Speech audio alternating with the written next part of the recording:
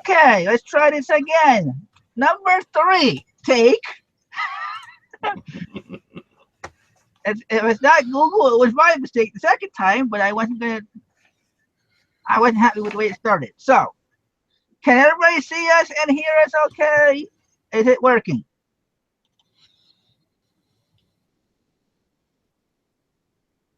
I want to see if there's any yeses before we get going. Right. Well, I'm not even in the YouTube thing. Let's see. Okay, Tom. We got Thomas Francis saying yes. All good. See you. Working. Okay. Yes, times 2 from Henry. Okay, very good. Okay, so where was I? All right. I think. What? I think we're ready to go. My goodness, that was technical difficulties. What I was trying to say, folks, before all this happened, was we wanted to thank Glenn for the idea for the topic. So I will be changing all the titles and everything. I'll have to fix everything after the show. But the topic was guts and glory, or knowledge and wisdom, is that depending on how you pick. So, Glenn, Dwayne, while I am reposting the link into the groups or whatnot, why don't you start on your little talk and I'll talk back as I can. Okay, no problem. So basically, we decided to pull this one out from Glenn. He recommended it and sounded like a good one. Basically, it was how much do you use your gut in what you pick, and how often do you use just your gut, or how often do you use all your other tools, your phone, stuff like that. Many times, you pick something up and you just inherently know this is going to be worth some money. So, and to me, that as you become a seasoned picker or a seasoned reseller, that's going to happen a lot more often. And I'm just guessing that people like Golden Finger Picker or people like that, they don't really probably even use their phones all that much. They may use it to fine tune some of their picks, but they already know that it's going to be worth money once they've picked it up. So, and we wanted to find out what does the chat feel? I mean, do a lot of you use your gut feeling, or is it mostly, do you use research and knowledge? I think I do a bit of both. I'm pretty well-rounded in a lot of areas that I don't need to look something up. I can say, yeah, okay, I've either sold this before, I've seen it before, or I've seen it in, on shows or bolos or what, however you want to say it, that I know it's going to be worth something. But then there's other times that I look at something and I think, I have no idea what this is, or I have no idea if it's worth anything. It looks like it might be, but it may not be. So that was the main thing is what do people in the chat think? Let's get some going back and forth here. Well, while you're doing that, I'm also doing this. I'll answer a little bit of it. And before we got our smartphone, I had the flip phone. So I was wondering what's going on with my gut, and then what I would do is I'd act like I'm calling somebody or whatever. I'd call the wife and I'd say, okay, look this up. Is this worth getting? They only want this much for it. So I was spending more time in the but I was also trying to say, like, some of us have their own set prices, set budget. We can't go spend $20 on I don't know. So we have to do the research ahead of time. I agree with you. I think a lot of it does matter what your budget is. I mean, if you do have a limited budget, then you can't afford to make too many mistakes. Where if you have a not unlimited budget, but a high budget, you can take a couple chances on things and before you look it up and see, oh yeah, okay, this one I bought it for $5, I'm out, I'll redonate it or use it in my own house or something like that. So let's see. I was going to look at some of the some of the chats and see what they said, because I know a lot of influx came in right as soon as I said that. So, but Gail Richardson said both actually, which I think most people do a combination. Nancy says she uses her gut and then double checks it. Angie says she uses her gut. Joni says both. And I figured most people would be both. I was wondering how much has your knowledge has already been utilized so that you can do all that gut stuff. You know, I mean, like I would think that Angie can look at a thing of jewelry and know right away most of what is going to be vintage and worth something. Whereas if I was to look at the jewelry, I wouldn't have a clue. I would have to definitely do some serious looking up or research in order to have any idea. So I think a lot of it has to do with what you're picking too. If you're venturing out into something new, or if you're kind of staying in your own little niche. Feeling for the light says, oh, all right. So you're what? I think, where was it? King Flip says, I just buy everything. It's so cheap. If I'm wrong, I'm out $2. Now that's only, if it's $2, but when some places at yard sales, they want $5, $10 for an item. So you're not really, that's what I said. It depends on the item if you're really going to be out money or not. Because I bought, because of Chad, I bought the reel to reel. I thought it was good. I figured I'm just going to take a chance. I called him after I bought it. I wasn't going to call him while I was I was the only one in the garage sale. So it'd be kind of strange calling him saying, so what can you tell me about this brand of reel to reel? You know, so I'm out. I'm not out $10 because I haven't sold it yet. But I mean, right now I've only got it for on eBay for $18, just so I can get my money back in shipping. Type of sure. thing. Well, and another question is how many times has your gut done you wrong? You know, you think, oh, I look at this, it's awesome. I can tell it's high quality, and you take it home and it's worth, $3 and you spent, $2 on it. That happens to me, not frequently, but many times I'll think, oh, this will be worth more than when I get back. And then I look at it and it's like, oh man, oh, well, it wasn't as good. I mean, everybody has to have those kind of, foul ups where they have their pile of stuff that they thought was a good idea, or, if it's clothing, you brought it home, you looked at it and you found a tear or something. I'm sure everybody has a to be donated pile or whatever. So, Yeah. Sometimes. Oh, go ahead.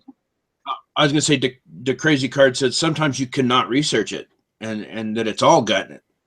And there have been times like that. I have one thrift store where I can't get any internet access in it. I don't know what it is. I don't know whether they block it or if it's just in a down spot. So, but yeah, I've had a where I can't use my phone. So at that point, it's like I can either look at it and then run out in the parking lot and check it, or spend the $3 or $4 and hope for the best. So. Yeah, Yvonne calls it the pile of shame, for sure. Oh, yeah. Okay, it's further up there. They said it. I was going to say, depending on how you spend on it. Okay. Granted, I got stuff from my in-laws for free. So, yeah, I sold a couple of houses, one for $250 or whatever it was. Yeah, I made money, but so it depends on what you want, how you look at it. If you're trying to sell it for what you got it for, locally, you're not really out money because you're getting rid of it, plus you're getting your money back. You may not be making a profit. Sure. So yeah, you're right. It's not a major fail, but it's also nothing. You're not making what you were hoping to make out of it. Let's see. What is it? I'm going to start taking my dad's women clothing to the local women's shelter. Yeah, and that's a great idea, Gail. Actually, I have my wife used to work at a boutique that would do that they would take everything that they had that for some reason wasn't quite right or small stain or whatever, and they donated it to the women's shelter. So. Truman says to you, Dwayne, when I go to very high-end estate sales in exclusive areas, there never is internet phone service. Very nice. So how well do you do? Krillin? I mean, do you look at things and then when you go back, you type up some of the things that you saw and thought about, but didn't decided not to get? I mean, how does that work for you? Because like I said, I've done it a couple times where I may run out in the parking lot or so where I can get some internet and check on something, and then if it's good enough, I'll go back. But some of those are, typically I don't do that unless it's a home run. But I imagine at estate sales, you can't. It's kind of hard to do that.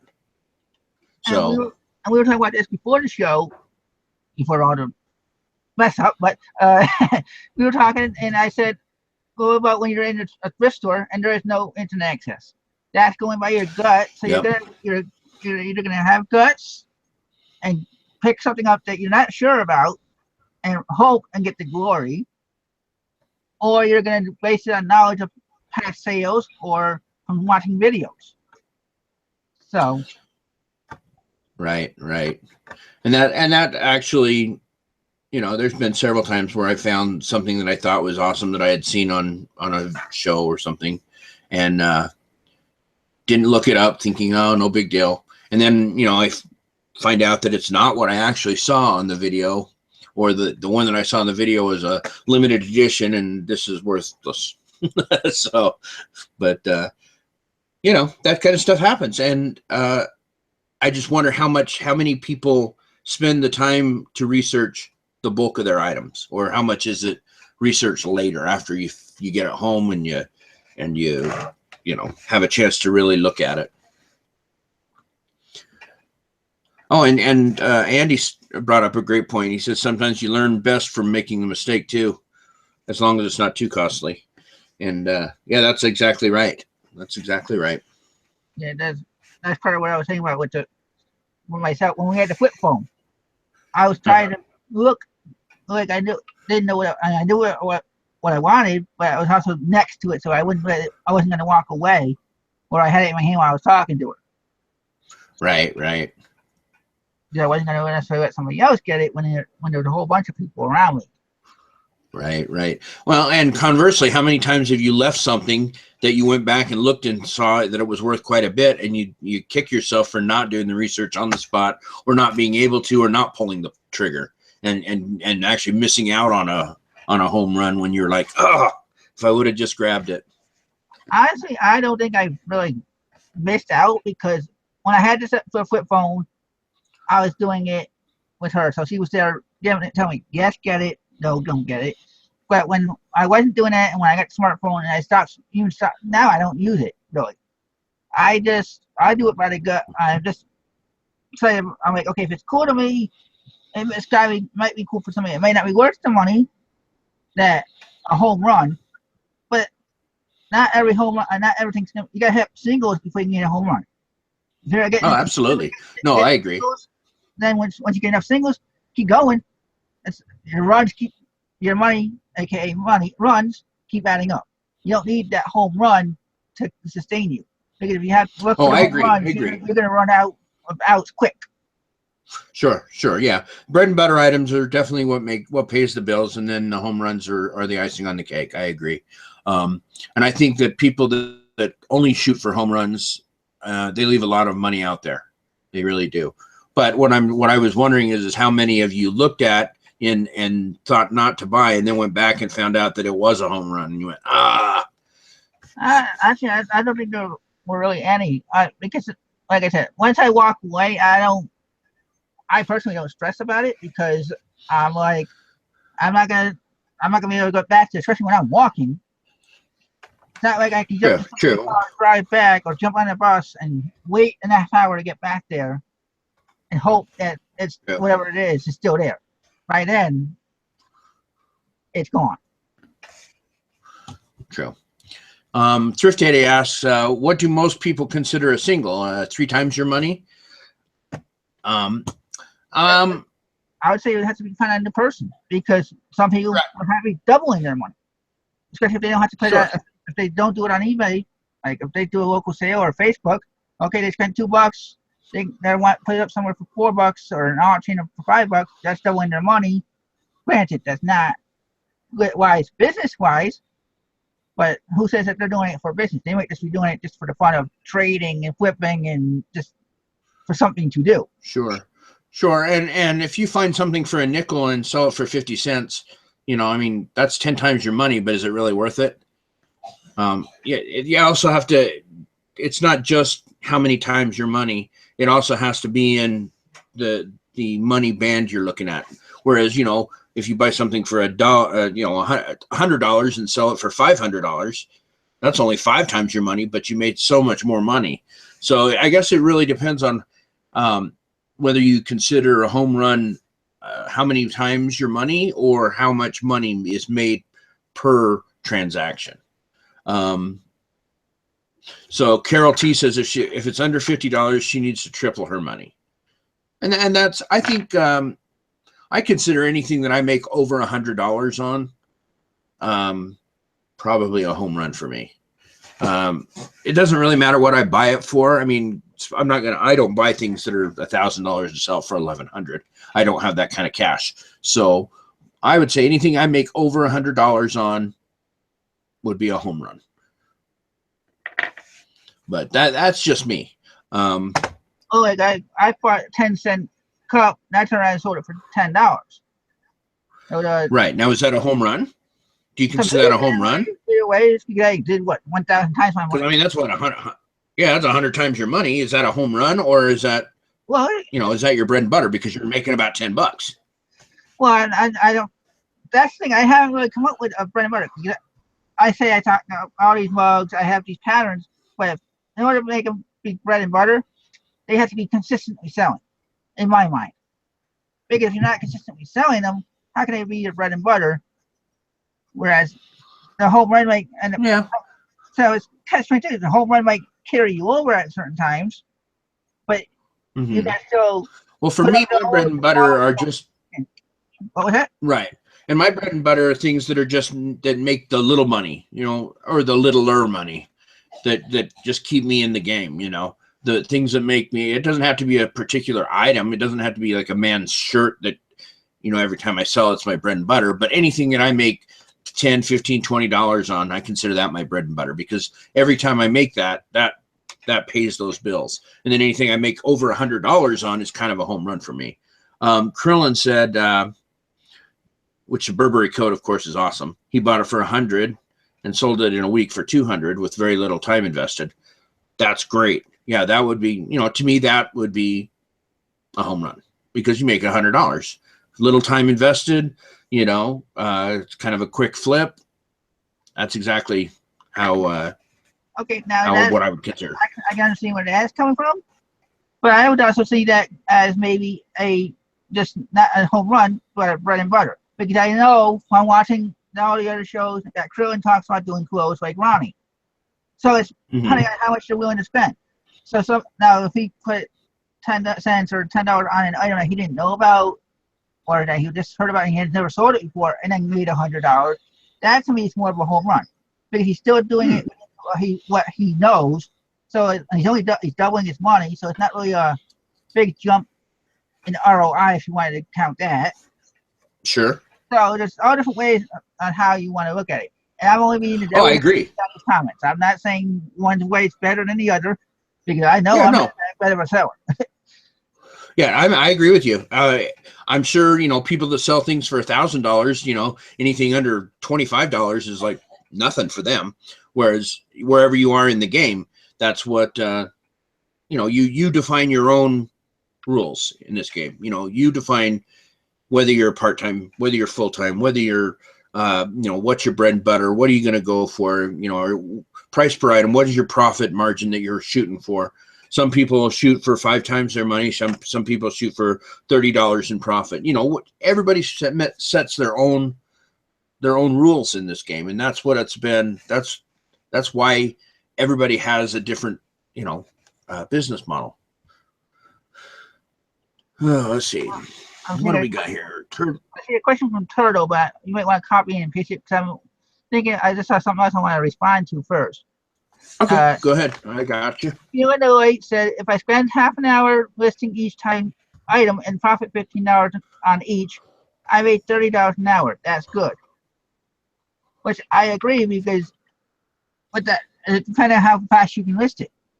So a lot of my items, like I said, my patterns and some of my other small stuff, yes, are under $5 or under $10, but that's because of what I've been paying. If I'm paying under $1, I'm happy with getting the $9, $10. Granted, it's not a lot of profit, and granted, I'm not getting the sales right now, but I believe in the listing. Eventually, something's gonna sell. Like I told you before the show, something that I had up for almost a year, sold today, and it was only a wax rope bracelet that had the word love in it for $8.99 plus shipping. Right. I think and you asked me how much I paid for it. I said I don't remember. I think I might have paid $1 if I was lucky, or unless that was even one of our surprise buys from another company on. Because sometimes the wife sees jewelry on eBay and she's like, 99 cents, buy. And then we turn around and we sell it on eBay, or I sell it on the local Facebook groups. So well, cool, and that's awesome. So Turtle Trader has a question. He says that he's been doing, or they've been doing, whoever, I don't know, Turtle Trader, are you a man or a woman? Anyway, the person has been doing 10-day listings and re-upping them for 2 more times in the listing. Now it does not have that option. Has anybody else ran into it? I think it was. So you've been. I think I know what you're talking about. Okay, go ahead then. I was just gonna say. All right, I got it. All right, I was just gonna repeat it, make sure I understand the question correctly. So you run them on 10-day auctions, and you run them a couple of times, or not 10-day auctions, but 10-day buy and nows. You run it a couple of times, and now you can't do that anymore. Is that what the question is? And I think what he's talking about is a while back they used to have the auto relist, where you were able to auto relist for two more times before you got charged for the listing. Oh wow, okay. On the bottom of the thing, it said, "Click this box if you want to automatically relist when your listing's over." And a lot of people used to use that, and then when they started saying they were going to charge for relists, people were like, "Wait a minute, that doesn't make sense when you're advertising it down here." And I guess some people are still seeing it, and some aren't. Because I've seen it on a couple of older listings that I used to when I did it, but now I'm not seeing it. So, well, yeah, I've never come across that, Turtle. So sorry. Oh, let's see what we got. Oh, Swamp says he has a bidding war going on an item. So, well, don't just say that. Tell us what it is. I mean, what you? Well, he may not want us to go watch it, because if we all of a sudden jump on his listing to watch what it ends to, he'll get viewer watchers. And he's like, "Wait a minute, where did all these watchers come from?" Krillin has a question. He says, "Dwayne or Walking, will you go to the hood to look for merchandise? Does Utah even have a hood?" Probably not. Like everybody else's hood would be considered. I mean, there's some rundown parts of towns, and that you don't want to, drive around at night. But and I personally don't have a problem. I can go there. I wouldn't go if I felt my safety was in jeopardy, but I don't feel that way. I may not let my wife or daughter go there without me there or something. But me personally, I would have no problem. Turtle is male, just so we know. Okay, well, in terms of thrift days, I don't go to the east side or the south side because I don't want to walk unless I take the bus to get to either side. I'm not going to walk 30 minutes to an hour just to get to the other side of town. So would you if you had transportation? Since yours is just the reason you're doing it is because you can't transport there. Well, I could transport it with the bus, but see, that's the thing. If I was to take the bus there and say I had 4 bags, of stuff that I bought, I'd have to take a cab home because the bus only allows 3 bags per person, maybe even 2. Do they really? Yes, they haven't. The wife has been on when they actually get somebody off that was trying to get on with 4 bags. Oh my goodness, that's silly. As long as they're not taking up an extra seat, who cares? or if the bus isn't full, but that's just me. So, yeah, and the Southside hat, and that's why I said I wanted to take you, because you were talking about coming to visit me in December. Right. So there's the Ark, and then there's next to the Ark is the trading post, is where I was doing my yard sale, my booth for on the weekends. But it wasn't even a booth; it was right. Oh, cool. So they were paid $30. Yeah, we'll definitely check that out. So, any other questions in the chat? I'm not seeing anything, and I haven't really been paying attention. I've been talking. Yeah, well, that's what we've all been doing. That's for sure. And, how are you doing, Angie? Bob said he will let us know in the after show because it ends at 9 o'clock his time.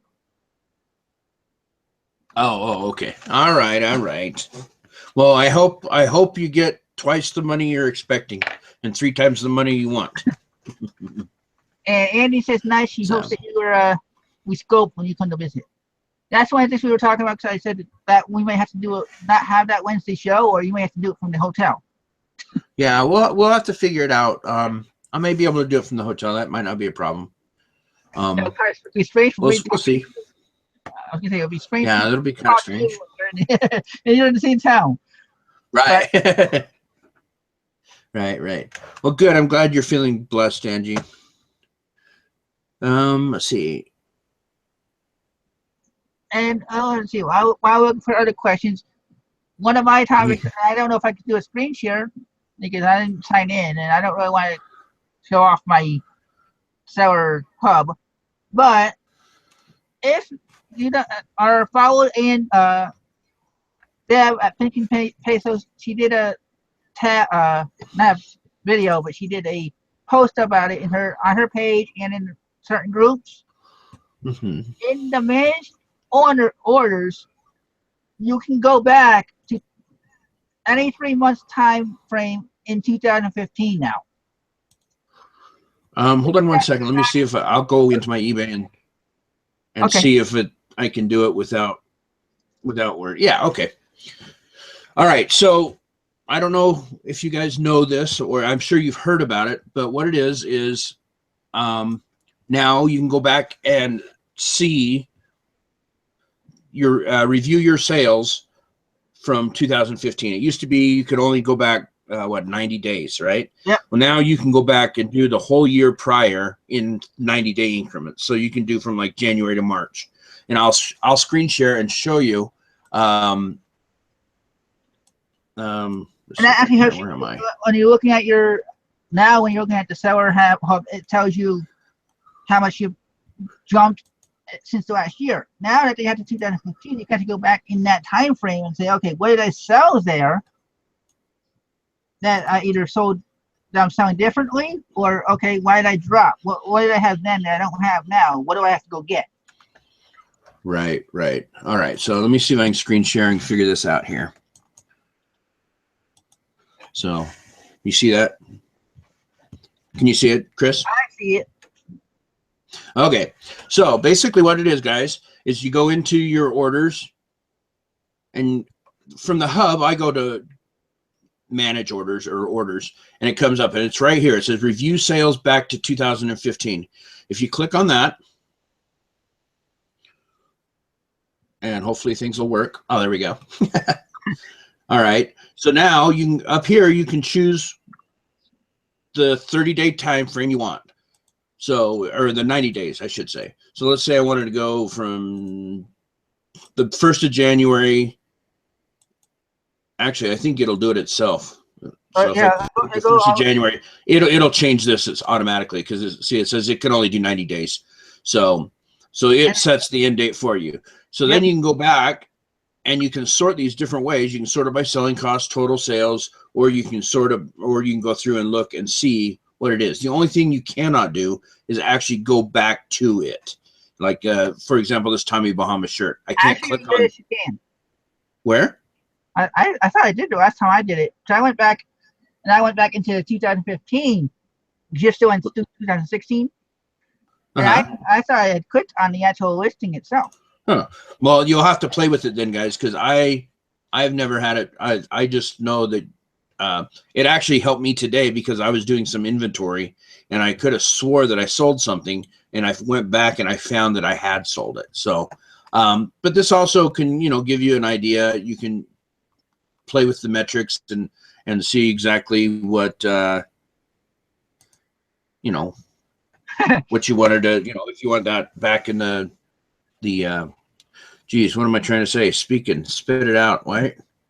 I don't know what you're trying to say. Come out in your head, but I was laughing at a comment. Fuel in the light said, "Chat goes quiet as everyone squints trying to read what tabs Dwayne has open." Oh, really? Oh, yeah. You're not going to see anything important. Let's see. So did that work out though, guys? Yeah, I mean, could you guys see it, everybody?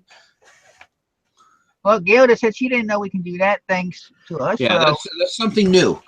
Before, like I said, you could only do 90 days back, and a lot of times that was a pain in the butt because you'd have something that was over 90 days, and you'd actually want to go look at it, or couldn't remember if you sold it. Well, now you can up to a year, back. So that's actually been something that they added, and it was pretty cool. Yeah, and I'm giving Deb the credit because she posted about it in the group, her groups, and on her page. And I went, right. I'm like, because every time I see something that I get to, like somebody says they got an ad or whatever from eBay, I always double check just to, not everybody gets the same stuff. So depending on when it rolls out, that's probably true. Yeah, not. That's true. So. Again, it came out for me. You may want to go in and play with it a little bit. Like I said, that's in the hub. So I don't know if you have to have a store to get the hub. I forget about that. I don't know. I don't know either. But let's see. There was one comment. This one is going on Grumpy. Barb says, "Hey, I saw that thing with PayPal returns." So in a way, what I think you can do is you go back in time. Like, okay, now you can go back from January to, what was it, March? Mm-hmm. 90 days. Say somebody they want to do a return. Wait, I sold it back then. Here's proof to PayPal, to eBay. That's not within their return, depending if you have 60 days or 90 days. Granted, on PayPal you have 180 days to do returns. Right. The Crazy Cart asked if can you pull up an old listing to sell similar. I could not. Chris says he thought he could pull up an old. All you can see was what I showed you was those sales records, and that was the only information that I found. I couldn't go in and actually open the old item up and sell similar. But even then, but play around with it, guys. Play around with it because I'm not saying I've messed with it too much. I know it worked for me for doing what I needed to do, but yeah, mess around with it and come back to us and give us an update if you found a way to do what you wanted to do. Like I said, I thought I would pull it up in the old listing. I don't remember. I might not have, but even if you couldn't, you can still use it to. I always get an idea of, okay, this is what it sold for, so I'm going to list it for about that same price. It may not be as hot. You can still use it for your research, whether you're doing solds or not, because you have it in your own solds. So within a year of a certain time frame, if an item sells, you can say, okay, now I know at this time of year, this might sell better than the rest of the year. Right. Definitely. It's just another way for us to look back at some of the stuff that we've done, and it's actually good. It's been a long time coming because I know a lot of people have been asking eBay for a long time. Hey, we need to see things that we've sold before, or more than 90 days behind, or find out what something sold for. So they really they really kind of stepped up and listened. I think it is worse than somebody's Brobel. Going on Grumpy. Yep. Wait, so they have 180 days to get their money from PayPal? Yes. That is true. There is a 6 months, yes. PayPal is treating it like a credit card company. Because that's why I want a credit card company for people. So they're trying to be on both sides of the candle, per se. They're not necessarily going to protect the sellers, but they're not going to. But they protect us all most of the time anyway. Right. If you have the right information and everything else, and if the person waits too long, they get caught. So Henry asked, what's the best thing we sold each of us in October? I'd have to look. I just sold my item tonight, so not kind of one I haven't gotten paid for it, because I have a house that I took an offer of $20 for shipping that ended up going into unpaid item. I didn't even worry about it, and I even sent another invoice the second day. I was like, I was gonna see what happens. So I sent another invoice, and I put in PayPal. You have this long until it goes into unpaid item, and the next day it still hadn't paid. So yeah, it was they automatically did the unpaid, and when that's done, it's too bad. Yeah, I do the same thing. I let after I think 3 days or whatever. After that, I let eBay worry about it. Let's see, in October, huh? I guess it depends on what you consider your best. Again, we're talking kind of like the return on investment or the highest priced item. I guess my best flip would be I bought a case lot, or not a case lot, what do I call it? A surplus pallet from a school district here, I don't know, 2 or 3 months ago. And in it, it had a box, and in each of these boxes was a box of calligraphy pen holders. You know, the ones that you put the little nubs in, and then you can write with them. But basically, it's just a piece of plastic with a hole in the front, and you slide your what you call it, your nibs, I think that's what they're called, and then it's a calligraphy pen.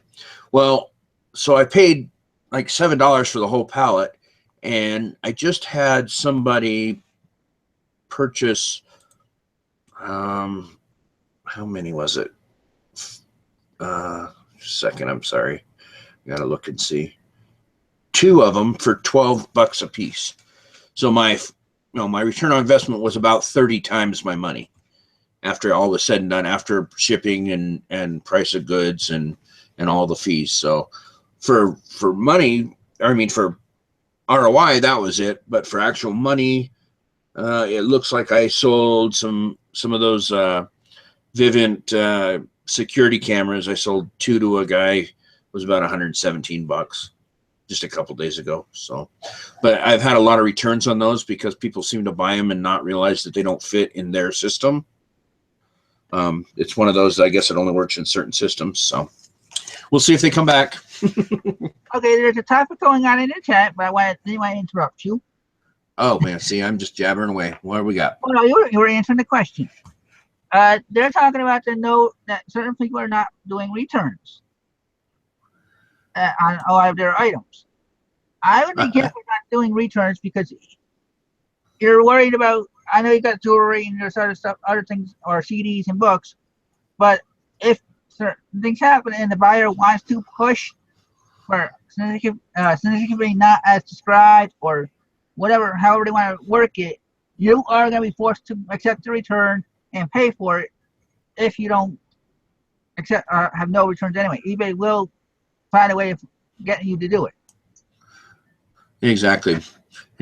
I the way I figure it is I offer returns for right now because I'm protected. Whatever, if they return it and it's in the state that it was, I can either resell it or use it or whatever. And if it's not in the state that it was, then I can go back and get my money through PayPal saying that they didn't return it as it was supposed to be.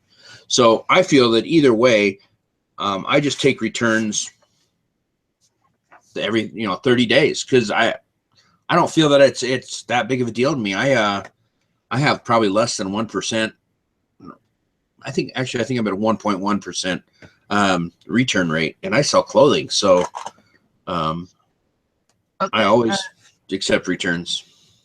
Highway Bus says, I put no returns on all my items, and nobody has ever tried to return something, so I do think it discourages potentially problematic buyers.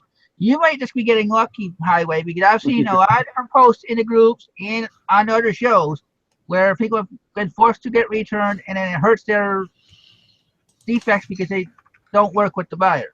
So that's just my opinion. I agree. I think you're kind of playing with fire when you don't offer them myself. Because if they really want to, they will be able to return it. And I just don't play that. Or damn it. I just don't want to run my business that way. I want people to enjoy and like the things that they buy from me. And if they actually, if they don't work for them, I'm more than happy to take them back as long as I can still recoup the money, whether I can resell it again, or like I said, if they send it back and it's not, as it was sent out, then as long as I can recoup that money, I feel justified. So I have no problem accepting returns. And a lot of people stress and say, well, that return was $100. Well, in reality, it wasn't, because when you get it back, it's what you paid for it that is what you're totally out. If somebody completely destroys your item and you bought it for $1 and sold it for $100, you're not really out $100. You're out $1, because that's what you were paid for. You're out the possibility of that sale of $100, but you're not really out that $100. So that's just the way I feel about it. Well, Highway responded back saying that I was right. If people wanted to cause problems, they can. But he also screens offers, so he won't accept offers from people who leave a lot of bad feedback. So, very good. I mean, if that works, that's awesome. And I noticed Miss Margaret is in the chat. Oh wow, Margaret, how are you? Usually she's too busy on Sunday nights. And while we're here, and I haven't seen this person in the chat, so we will have to say, if we do not hear from someone before Tuesday, we do have a backup guest lined up. I'm not going to mention who. Just to give me a little bit of a surprise. Only one other person watching, 2 people know. One is my wife, and one is somebody else that I'm friends with that I know ahead of time. So I think it will be great either way. So if anybody knows Thelma, and she's not in the chat tonight that I saw, have her get a hold of us, because we're trying to set everything up and get it nailed down so we can get it all fixed. We've sent messages through YouTube and Facebook on our Facebook page, so it's not and I can't do much more than that. Yep. But like Chris said, if not, we have a backup, so we'll be okay. That will, as long as Chris remembers how to run all this technical gadgetry, and it works like it's supposed to. Yeah, we should be good. I admit, the second time it was my mess up. You guys sent the wrong link to everybody. It's a good thing. It's a good thing a bunch of people didn't just start coming in left and right. Only the 2 that would normally come in came in. So I think there was one other topic I wanted to talk about tonight. I can't remember it. Oh, another thing that doesn't have to do with topic. I have been talking to Rebecca. She's been wanting to come back onto the show, but she has been a very busy person. So she went out and did some stuff today, and she told me she would rather be doing the show than going out and doing what she's doing, but that's up to her. When she wants to come on, I told her to let me know. So also, are there any other ideas in the chats for different opinion shows or things that topics that we need to hit on, because we want to be relevant, and You guys are the only ones that can tell us if we're relevant. So. And yes, we will still be pulling from the groups, but like we did tonight, we didn't really have too much from the groups because of other issues, not necessarily in Dwayne's case, but in my case, I didn't really have time to look into posts that I thought would be good to discuss. So we took Glenn's idea for tonight. That's why the original show was called Guts and Glory, or Knowledge and Wisdom. Exactly. So we didn't even hear Glenn's come back. What does he do? Does he use just does he just buy on his gut, or does he use research and cell phones and such? Yeah, so we'll have to get there. If you're still here, unless you're dealing with your sale, because I know you said 4 minutes left on the auction. So if you're still here, let us know. That's a good one, Margaret. We'll talking about merch. That might be a good topic. I don't do merch, but I don't either. But I'd be more than willing to have somebody that does, come teach us a bit, or I'm sure we could find somebody. Glenn said he does both. Ah, okay. Krillin, we actually have looked into that. He said trying to get a foreigner, not Canadian. The problem is always the time differential, because when we're doing it here, it's way early in the morning, like at the UK. For example, we may be able to find somebody else. Yeah. Yeah. For example, I thought we were actually having competition on Sunday nights because I saw a post in the group from another show that said 8 p.m. I'm like, wait a minute. So I went to watch it and kind of find out it starts at 2 o'clock my time, which is 8 o'clock in the UK. So you figure we start anywhere from 7 to 9 or 7 to 8 my time. So 6 hours is anywhere between midnight in the UK or later. Right. So we'd either have to change when we do ours and limit the amount of chat that we can do, or find somebody that's willing to, stay up in the middle of the night to do, to talk to us that way. Or like Krillin just said, you could do a tape delay where we do a show, but then there wouldn't be a chat. And I love doing the live chat because I the live chat, exactly, and stuff like that. I've thought about doing it because I want to do other videos, but it's like, how do I do it? I don't know how to make it private yet. I learned how to do shows. I haven't learned how to do private videos before I can upload. And when I tried it once before on a program, the thing I did wouldn't go up to YouTube. It was giving me problems. Gotcha. So yeah, we'll keep working on the foreign aspect of it. But as of right now, we haven't figured out an easy way to do it. But we'll keep working on it. Yeah, we know how people would watch. It's just we like to. Well, at least I don't know about Dwayne. I'm gonna speak for myself. I like to stay in my lane, as you would say. That's why I stay. Whenever I moved to Sunday night, Wednesday night originally, I stayed at 7 o'clock, and then when I came back with this Sunday night show, it was 7 o'clock Sundays, and I moved up to 1 hour because of the other shows at the same time on Wednesday. Otherwise, I'd still be saying the same time most nights. Right. So, all right. What else? Did I miss anything from these chatty people tonight? That's great. Yeah, we got Nick Hills. He was one of the ones I watched, but I don't know his time schedule. That's what I was saying. I don't. The crazy card said how to covertly run an eBay store so your spouse doesn't find out. I imagine that would probably be like making an income and having the IRS and I find out. It's probably just not a good idea. Not if you want a happy home. Okay, we have another suggestion from Highway Bus, but we kind of already hit this, but I'm sure if we asked a certain person, he'd come back on and hit it, but I don't know about real numbers-wise. But Highway Bus says, for example, about conventional wisdom, the quick flip argument that says you can turn your money again over and over by selling for cheap.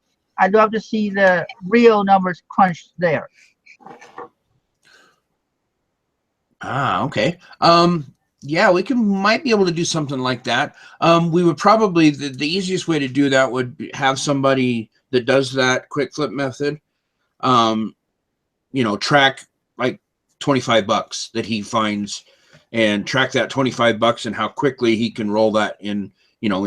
Come in and say, okay, after 5 days, I took this $25 and I made it into this. That would probably be the only way to really, branch it out from his normal selling. And the problem with that was it wouldn't be a direct, you wouldn't be able to compare it directly to somebody that did the slow dime. But that might be a way to do it. Find a way to do a $25 or $100 or something and say, okay, here's $25, track it and say, okay, through all your sales and see how it works at the end. And Joni asked, why not put it out into the groups? I did put it out into the Reseller Society, asking for anybody international that would want to be on the show at the same time, at the right time. And the only person that was even not mentioned was Joe from Australia. But he said it depends on his work schedule, because when we're doing this on a Sunday, he's at work on a Monday. When we're doing it on a Wednesday, he's at work on a Thursday. So he always watches the shows after. So Krillin asked me a question about, do I ever have luck on auctions for clothing? I always get buried. Are you asking whether I do well on sourcing through auctions or selling through auctions? I don't sell through auctions, so that's an easy one to answer. I just don't. It's just not the way I like to do business. It seems like I always end up, every time that I've done it, I've regretted it somehow. So, but like buying clothes, other than I don't really do auctions. I mean, I go to some auctions, but very rarely do people auction clothes unless you buy it by the pallet or something like that. I can't imagine, because all the auction houses I go to, all the ones I go to, they say no clothing, for the people that are consigning their stuff. They don't want clothing. So, I don't go to estate auction sales. I'll go to estate sales, but not auctions. So I don't know. That's a good question.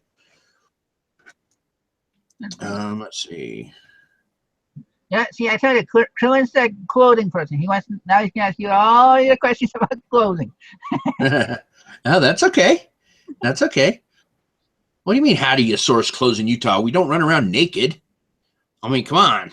I think if you go through auctions, or if you go through the thrift stores like everybody else does, if you're normal. Yeah, well, I just made it sound like we run around naked, like we're heathens or something, which nobody wants to see me naked. Come on, are you kidding me? Anyway, thrift stores typically is where I get most of my clothing. I will go to garage sales and occasionally find some decent deals there. I also get a lot of clothing from storage auctions. But it seems like I don't ever really get good clothing there. It always seems like the clothing that's in there is no name brand, just Walmart specials. So. And Vaughn asked a question that you can answer in the chat about immediate payment required for auctions. No, you cannot. It does not work for auctions. But I will say this much: the unpaid item assistance does work if you have the best offer option. If you have it set, so if you accept an offer and say you set it for 48 hours, that automatically will kick in. That's what I'm going through right now. I accepted the offer for $20 on one of the houses plus shipping, and they didn't pay. And it went to automatic unpaid item assistance. So. Right. So where are you from, Krillin? What part of the country, I should say? Because you say you get mildew. I don't get mildew because I live in the desert. I mean, there's no water here, so to speak. So. Oh, I was reading Yvonne's. I want to run a second store with a helper, but want to only have to ship once a week, but still have TSR. Ooh, well, you want everything now, don't you, Yvonne? Yeah, I only give you a ship once a week. Especially if you want to have 1 day shipping, that's the best way to get TSR. Right, exactly, and that's what I do. I have 1 day turnaround, so I don't even do same day. I don't do same business day because of the yeah, I time. can't do that. I'm a part-time seller, so I mean I have a normal job as well, so I couldn't do that um, daily turnaround. That would be too difficult for me. So I do have the 1 day. And in regards to Mike's question about the significant other spouse not knowing, well, it's kind of hard for me to answer. My wife knows. So, but if you're not gonna be honest with your wife or husband, and they don't, and then they say they don't want to hear about it, or they don't, if that's your baby, as some people would say, then leave it at that. But if you're letting them know where the money's coming from or where the money's going, then they can't say you're doing this without me knowing and think you're hiding something from them. Yeah, that's my wife has very little interest in my business other than it does bring in a little bit of money for her. So she says she doesn't know very much, but just by sitting in the room here and listening to people and chats and being on different shows and listening, she knows a lot more than she thought she knew, because a couple of people started asking her questions and she knew, all the answers. And then she went, hey, I know a little bit about this. And that was just from being, in the room and listening. So even just osmosis, sometimes you can learn how to do some reselling. And highway buses talk about sending messages and stuff like that. I've done that in the past, and I got tired of having to wait. I figure if you either especially if you accept an offer within 10 minutes of them asking, and then it wakes this one to pay, they didn't really want it either. They wanted it off my shelf for whatever reason, because that was the only one that we know of that house up. I have a question for Yvonne. She's talking about opening another store with lower price point items, and I guess my question would be why do you want to do that? Why open another store? I've never understood that, because like when I buy something, let's say I buy a watch, right? I don't really even look at the person's store when I go to buy the watch. I mean, I may look and go in quick and take a peek at the store, but I don't ever worry about whether it's a niche store or not. I'm just curious on what would the second store do for you, other than separating your own items into, lower price items and higher price items. That's just a question for you, Yvonne, when you get a sec to answer. I think she answered that. I think she kind of answered that on Wednesday night when she was, I guess, saying she wanted it in case she wanted to separate certain things. She didn't want to sell the same items, type of thing. Right, but what does that gain her? Well, it depends by having another store. Right, if she wants to be a brand for a certain type of clothing only, it's easier to do in having it in your own store instead of having it mixed with everything else. Oh, gotcha. And she just wrote in the thing that she'd be tapped for time to expand for a helper. Now that makes sense. So you make a second store just for the helper to run, basically. Yeah, okay, that makes more sense to me, because I was trying to figure out what you gained by having another store. And like niche stores, I've never understood why it matters, because nobody goes to the stores and says, I want to look at, Rooster stores. They just go look for a particular store or a particular item, I should say. That's just the way I was thinking. So, well, that's like Deb Pension Base is doing her, like you said, Rooster store. So there's her. Right, but that was just for fun. And there might be people that actually collect that. Okay, well, if this store is based only on roosters, I know where I'm going to go and see what they have new each time. Yeah, and that's very possible. I was just curious. Makes sense. And Andy says that he thought it would make it easier to keep your niche items separate from just a hodgepodge of random mixed items. Makes sense. Okay. And, Crafty Caregiver said, I have a lot of plus size for men and women, and they come back often. So. Oh, and Joni brought up another point that 2 middle-sized stores are cheaper than 1 anchor store. Yeah, I didn't think of it that way either. From that point of view, yeah, that makes sense. Plus, See, and that Debbie said what I was thinking. Couldn't you just make a category for your niche items in your store, like roosters? That's kind of what I was thinking. But there, other point people are coming up with better ideas for. But you're thinking like I was, Debbie. That's kind of what I was thinking. Just make a category in your store, and then they could go look at all the roosters in that part. But when you're talking about using it with a helper or an anchor store versus 2 mid stores, then what, Chris? Sorry about it. I didn't mean to cut you off. my leg was starting to cramp up, but I was just gonna say it depends on where you want to, if you want to be niche or not, because there's certain people that want to be even within their store. They're like, okay, this category, this category, this category, but it's also up to the buyers. You might want to start out as a niche store, and you might realize, okay, I'm not getting the return buyers. I'm not getting whatever, so I'm just going to put more stuff in to draw more people in. It's like, think of it, okay, I'm going to use Marcus Lemonis, okay, of the Prophet. When he redoes a store, he's always thinking, what brings the buyers in? He doesn't just stick with that one niche. He finds other things that have to go with it as accessories or whatever to draw the more people in to get more sales.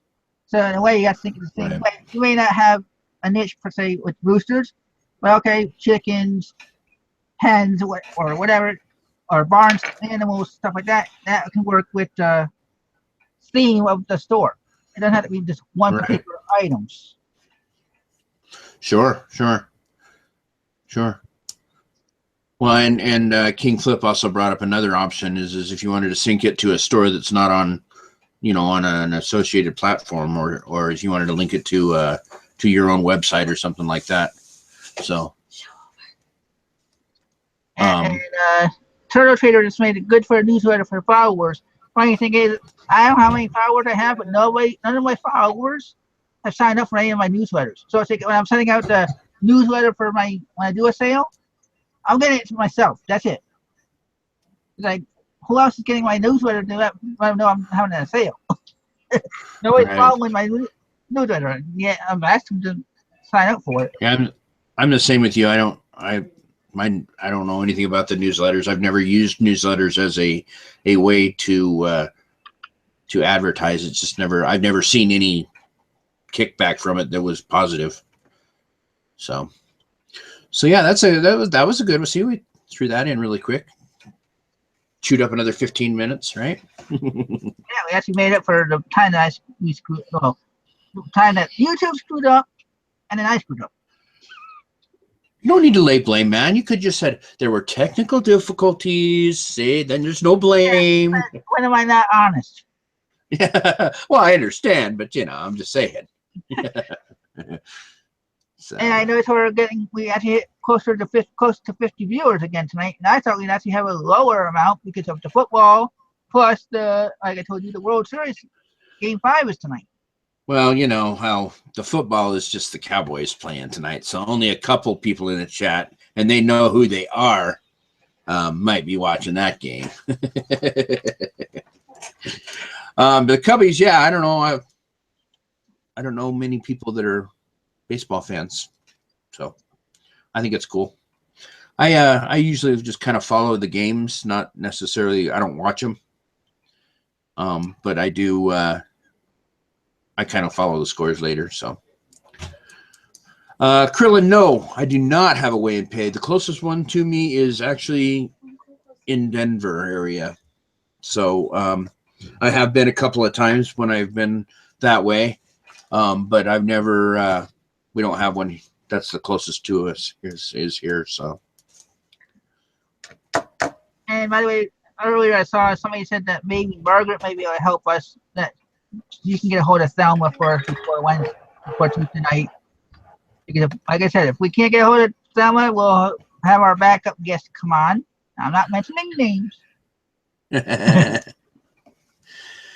And we also I know Andy, he's in the chat there.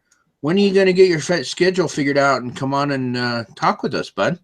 I know it's tough for you because you have some crazy schedule, but let's start getting that hammered out so we can pencil you into the schedule. Especially for Sundays. He said Sunday's the best night for him, so. Right, yeah, because he said, I think he said Wednesday was no possible. If we have to, we'll switch the shows for 1 week, like we done before. Have the R show on a Sunday night and do our BS, well, not necessarily BS, but our topics for Wednesday night. Or our opinion-based topics. So yeah, he said it has to be on a Sunday. So yeah, that makes sense. But we can, yeah. So get with Chris and I, and let's hammer out a good day that we can pencil you in, and we'll maybe if we have to, we'll switch out, like Chris said, switch a topic versus guest night, and have you on and discuss all your reselling talents. And I want to ask the viewers a question, and this will help me. I'm starting to think about it because of knowing I have to rearrange things on this after the show's over, after it processes. Do you guys like when I just put Sunday Night Live, or do you actually like me putting in topics that are not just topics, but titles that have to do with our topics? For example, like tonight's original topic was the guts and glory versus wisdom and knowledge.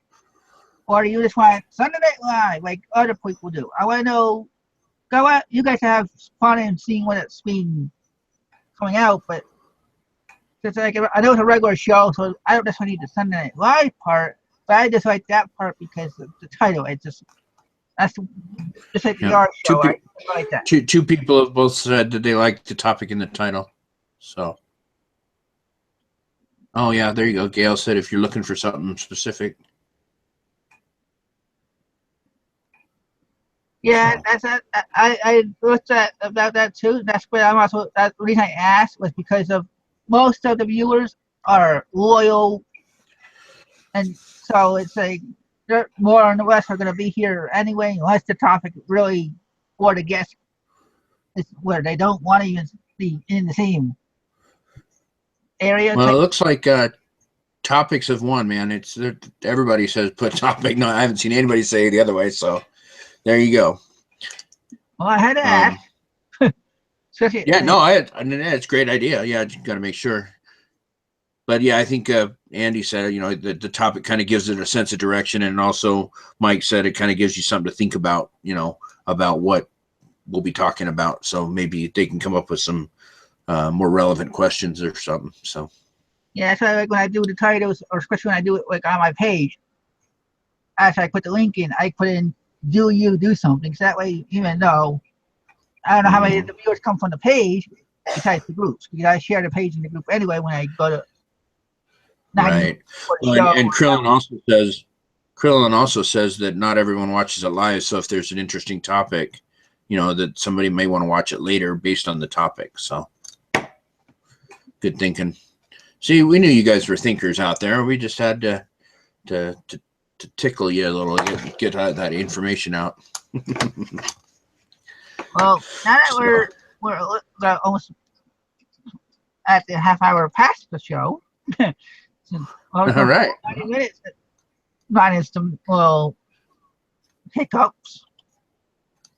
Any other topics? Technical difficulties. I want to see how long.